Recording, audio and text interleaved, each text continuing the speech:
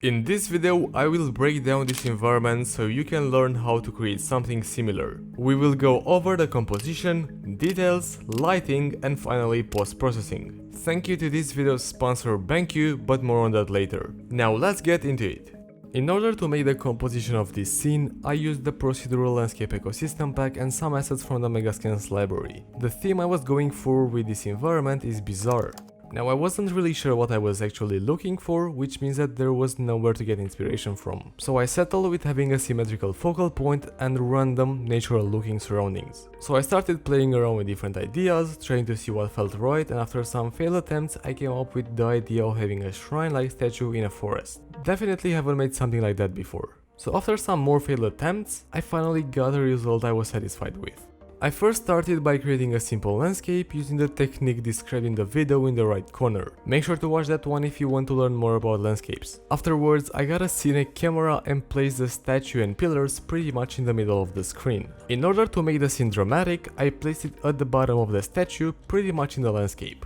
As well, I zoomed on it by going far away from the statue and increasing the focal length. It is also very important to mention that the sensor dimensions were 65 by 27. For the natural part of the scene, I have obviously made the forest by adding a material to the landscape that also populated it with grass and then painted on the landscape a bunch of trees. As well, in the very far background, I placed a pre-made mountain mesh on which I also painted trees to give it some extra spicy depth and height credibility. As for details, there aren't many besides rocks, but this one in particular is significant because the statue is missing its head. So by having this other mesh here, you can really build the whole story around that. Now let's talk lighting and fog. This made everything go so well together. And to prove that, here's how the scene looks with the current settings, and this is how it would look with slightly changed settings. You can definitely see the difference. The directional light source is movable with an intensity of 10, which made the statues pop from the background. As well, its temperature is 7500.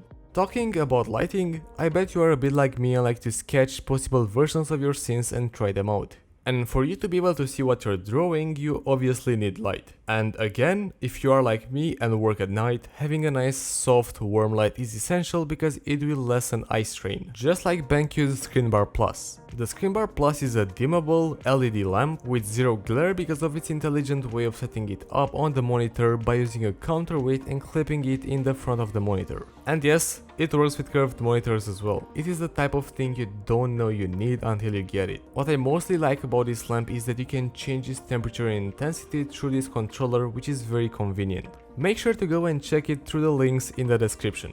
Now let's go back to our directional light. What's most important about this is the distant field shadows. By enabling this, I was able to get very far away shadows to appear, such as the ones on the mountain. For those that don't know, to enable this you go to Edit, Project Settings and enable Generate Distance Fields. After restarting the engine, enable this in the directional light and make sure to go to your foliage settings and enable Affect Distant Field Lighting. The rotation of this light was crucial to how the scene ended up. For example, I originally imagined the scene with light coming from the right side, but I soon realized that by rotating the yaw slightly to the left, I could get a much nicer look. So I went with that. For the skylight, mobility was set to movable with an intensity of 1.5, just a bit higher than default to get those tree shadows lighter, and the lower hemisphere color to a greenish tint to give the statues the feel of old. Lastly, I added some exponential height fog with a density of 0.05 and a fall-off of 0.51. And there is also some atmospheric fog. Again, this is what made everything blend nicely together.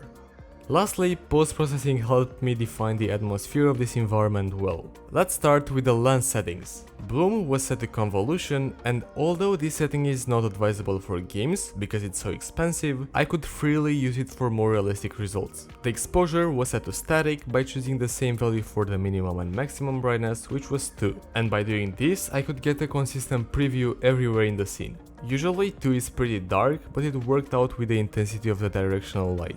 The chromatic aberration was a tricky one, because I'm not sure even now if no aberration at all or only 0.3 looks good, so I will leave that up to you to decide, so let me know in the comments. I also added some grain and stronger vignette, but nothing too crazy. For the color grading I did two things: slightly increased the overall saturation and contrast, and added a lot, which I don't usually do. I did this to get full control over my color grading. Finally, in the rendering features, I cranked up the ambient occlusion to 0.7 and set the screen percentage to 200 to get very crispy images. I might have confused you with all these numbers, so if you don't know how to create realistic post-processing, make sure to watch the video in the top right. And that is everything for today. If you want to see more environment breakdowns in the future, make sure to hit that subscribe button to stay up to date with future uploads. I want to thank everyone over on Patreon for their support, and especially to this Fox, Avirama FM, Padre Al-Kaktani, Giovanni Pena, Golden Glowmaster, Leonardo Pereira, and Realitats Verlast. Once again, big thanks to BenQ for sponsoring this video, and thank you for watching, and I will catch you in the next video.